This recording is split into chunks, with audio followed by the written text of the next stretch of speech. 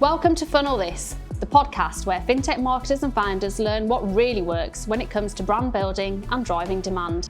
It's hosted by me, Sally Baker. I'm the founder of fintech marketing agency Wondrous. Follow the podcast on LinkedIn and Instagram. Just search Funnel This. Today I'm joined by Steph, my colleague here at Wondrous, and we're here to share some tips on shooting and editing short form video, although to be clear, this is mainly going to be Steph. I don't think I need to go over again the importance of video content and why it's so engaging, but I did just want to say that this morning I had a quick look on LinkedIn, I did a quick scroll and totted up the amount of video content that I saw, and about a quarter of the posts that I was shown were video. So I think this is actually still a really great time. If you're not yet using video, there's still time to get ahead of your competition. If your competition are already using video and you aren't, again, I still think that's okay. The timing is just about right so that you don't necessarily have to get left behind. So this video is going to be broken up into two key sections. We're going to be talking about tips on filming your video and also tips for editing as well. So before we get into the technical side of sharing tips, I just wanted to start off by asking you, Steph, how did you feel about coming on and doing this video today? Well, actually, thinking about filming was totally fine. But when we sat down to start filming, I was shaking a little bit. So that shocked me, actually. I think it just goes to show that there's a lot more sort of nerves involved than actually you might realise when initially planning to film.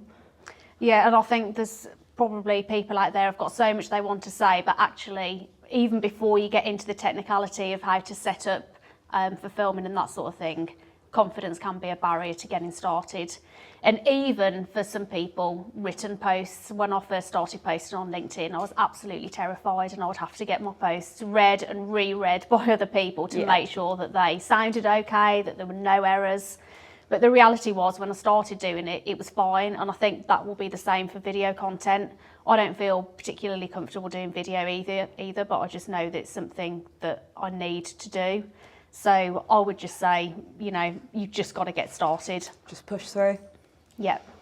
So if we move on then, the first thing I guess that is good to cover off is to think about orientation. So how should you shoot for your short form video? So should it be in a portrait style or landscape, or what tips can you share?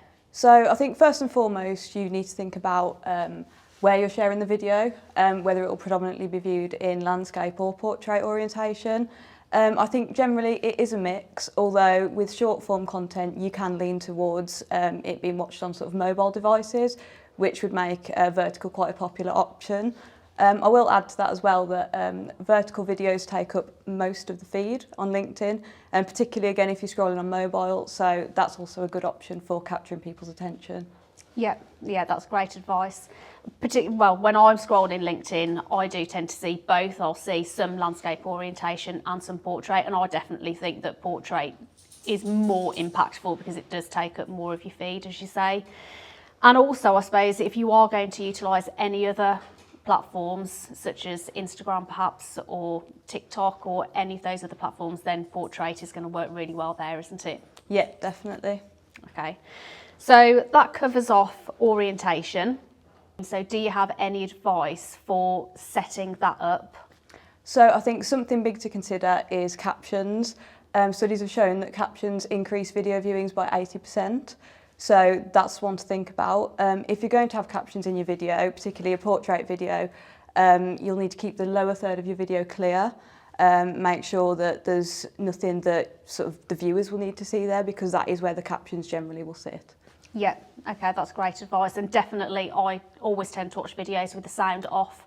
So captions are really important to me, and that backs up that stat, doesn't it? And what about when you are going to hit record? Are there any settings on your, let's say you're using a phone, as I'm guessing most people starting out will be using, are there any sort of things that you need to consider in terms of the setup?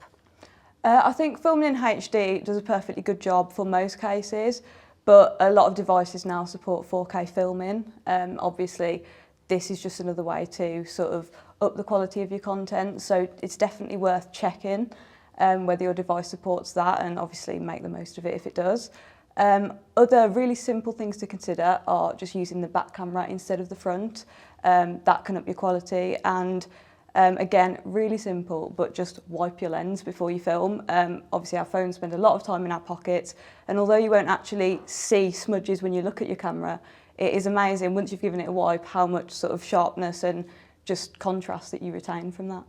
Yeah, that's a really good tip. So I suppose, and again, if you're using the back camera, then you can obviously check how that's set up and how you look in the shot beforehand. Maybe you could get somebody to stand behind the camera and make sure that everything's in shot okay. Like, when would you say is a good time to use 4K? Is that something that if you've got it on your device you think you should be using or not? I think if you can, then certainly do so. It provides a lot more flexibility. One of the good things about 4K is that you can go for a wider shot, and then it gives you that quality to sort of zoom in further.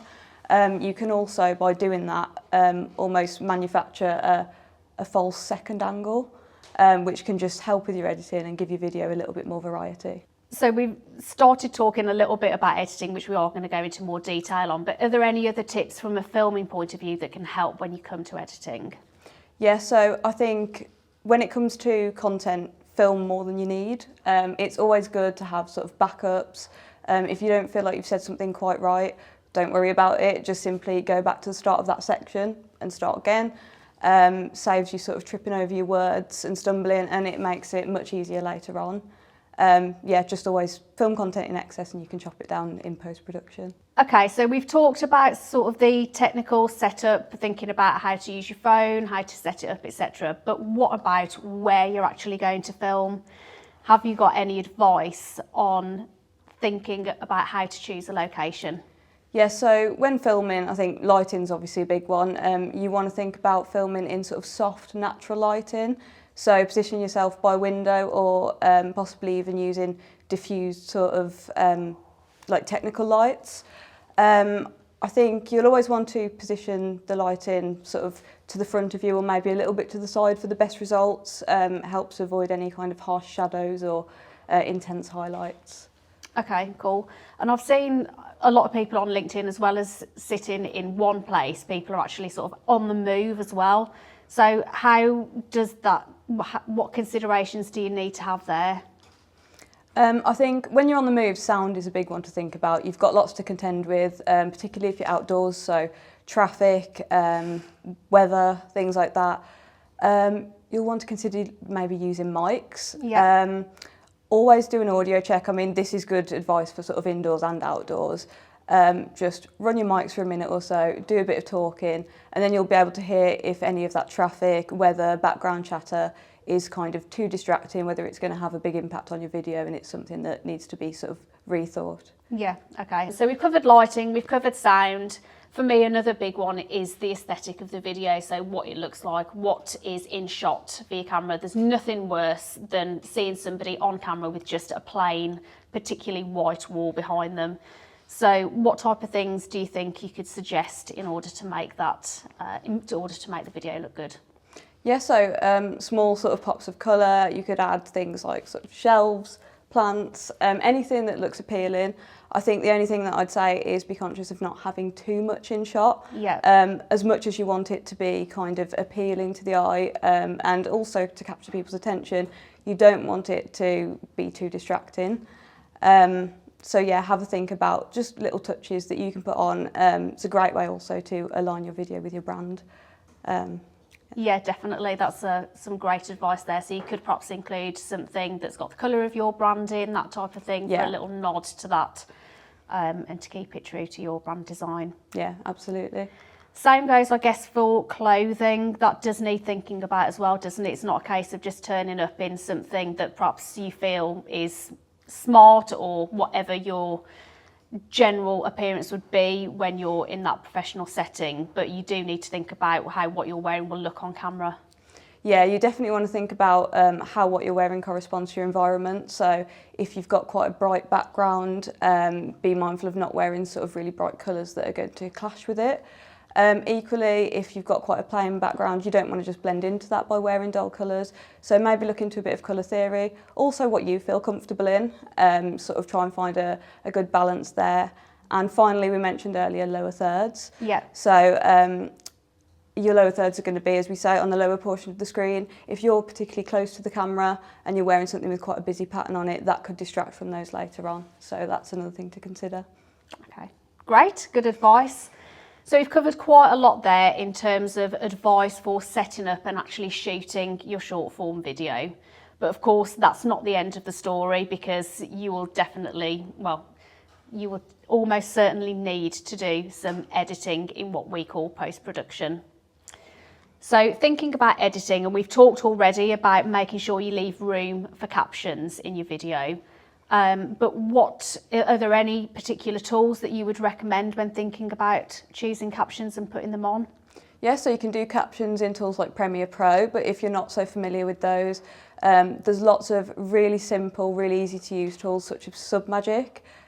These auto-generate captions, and they allow you to change the colour, the font, add custom animations, emojis, which are great for engagement. And again, it's a really nice way to streamline your captions with the rest of your brand. Yeah, and I think this is a really nice way to give your video that additional sort of professional feel to it, because although LinkedIn, for example, will add their own captions on, they are just basic, sort of very bland captions. And also, once you've pressed post, if you haven't already thought about checking what those captions are going to say, they can include errors in them. Yeah. So for me, using a tool and getting those on and sorted before you post to LinkedIn is a definite benefit. Yeah, definitely. And another thing that's good to point out is if you are using captions via sort of Submagic or any of those tools, make sure that the auto captions are turned off on LinkedIn so that you don't get clashing captions. Yes. Yeah, I've done that a number of times. But yeah, it's very, very easy to turn captions off on LinkedIn before you press post. So that's cool. What about editing software itself? So imagine we've shot a video, or you've shot a video and you've made some mistakes that you want to chop out. What's the best sort of tool to do that in? So CapCut is a really useful tool. It's got lots of presets, lots of effects, pretty much everything you need condensed into an app. So it's really good for on the go and just getting content out and edited really quickly. I would say that if you want a sort of an all-in-one solution, that's a great option. It also does have captioning ability as well. Yeah, and I've used CapCut myself both on desktop and using the mobile app, and both are really easy and straightforward to use. So as you say, if you are looking to get something out very quickly that you've just shot, editing on mobile is really simple to do with CapCut. Yeah. What about timing for your video? We were obviously saying that this is short form, but what do we mean by that? What would you say sort of an optimal length for a short form video? I would say anywhere between sort of 40 and 90 seconds for me feels right for a short form video. Yeah, I would agree with that. I think there's nothing more off-putting than seeing a video is sort of 5 minutes long, unless of course you're particularly looking for something on that topic that you want to go deep on. But if you're scrolling a feed and you come across a video that perhaps you didn't know you were going to see, then you need it to be impactful, short and to the point. Yeah. So that sort of time works well. And finally, any other sort of tips on signing off for your video? Yeah, so I would say end with something branded. I think it's a great way to promote recognition of your brand. Also, if you've given any sort of useful advice or tips in your video, again, people are going to associate that with your brand and they're more likely to come back to you and remember you in the future. So signing off with an outro, a logo animation, just a call to action, anything like that.